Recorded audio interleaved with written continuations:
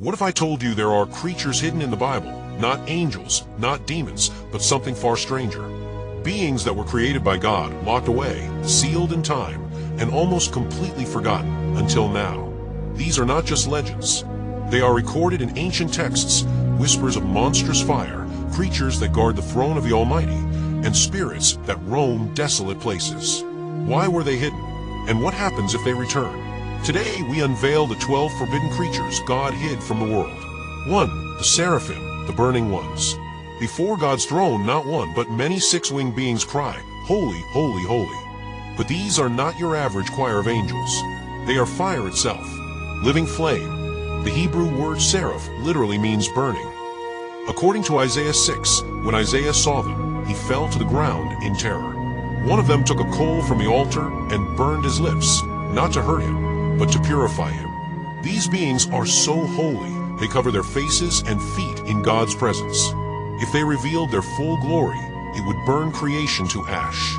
So why haven't we heard more about them? Because even among angels, seraphim are set apart, divine fire with a voice. 2. The behemoth, beast of the earth. Tucked away in Job 40 is a creature of unimaginable size and strength, the behemoth. Described as a being made at the beginning, it is said to have bones like bronze and limbs like iron. It eats like an ox, but no one dares approach it. Some say it's metaphor. Others believe it's real and still sleeping. Jewish tradition says the behemoth will rise at the end of time and battle Leviathan in an apocalyptic showdown. Was it ever truly seen? Or was it sealed away before the flood? 3. The Leviathan, serpent of the deep. Where there is behemoth, there must be Leviathan. Mentioned in Job, Psalms, and Isaiah, this sea dragon is no myth. With scales that can't be pierced and breath that ignites the sea, Leviathan is the king of chaos. Psalm 74 verse 14 claims God crushed the heads of Leviathan and gave its body to the wilderness creatures. But in Isaiah 27, it said Leviathan will be punished in the future. How could a creature be killed and still await judgment? What if Leviathan isn't dead, but waiting? 4. The Nephilim, the giant offspring. Genesis 6 tells of a time when the sons of God came to the daughters of men, and their children were giants. The Nephilim, mighty, violent. Some believe they were the hybrid offspring of heavenly beings and human women, something God never intended. These giants filled the earth with corruption, so much so that God sent the flood. But here's the twist. Numbers 13 says they were still around even after the flood. How? Were they born again? Cloned? Hidden in the mountains? Some say their spirits still walk among us, restless, twisted, and watching. 5. The satyrs, spirits of desolation. Isaiah 13 verse 21 speaks of goat demons dancing in ruined cities. The Hebrew word is sar, translated sometimes as satyr or hairy spirit. They're not demons, not quite, but they dwell in haunted ruins, places God has judged. They mock what was lost. They mimic joy, but bring only fear. Why would such beings exist? Perhaps to remind us, where God's presence departs, chaos dances. 6. The cherubim, the divine guardians. Forget your Valentine's cherub. The real cherubim are terrifying. 4 faces, human, lion, ox, and eagle. 4 wings, lightning speed, full of eyes. They are not messengers. They are guardians, keepers of Eden's gates and bearers of God's throne in Ezekiel's vision. In Genesis 3, after Adam and Eve were exiled, a cherub with a flaming sword was placed at the entrance to Eden. No one has entered since. Are they still there? Still guarding the path to a paradise we forgot how to find? 7. The Ophanim, the wheels of God. Ezekiel 1 describes a vision of wheels, within wheels covered in eyes. They move wherever the Spirit goes. They make no turns. They float. These are the Ophanim, living wheels of glory. They are part of God's chariot, transporting his throne through realms. Are they beings? Are they vehicles?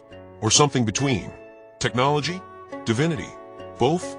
8. The Watchers, the silent observers.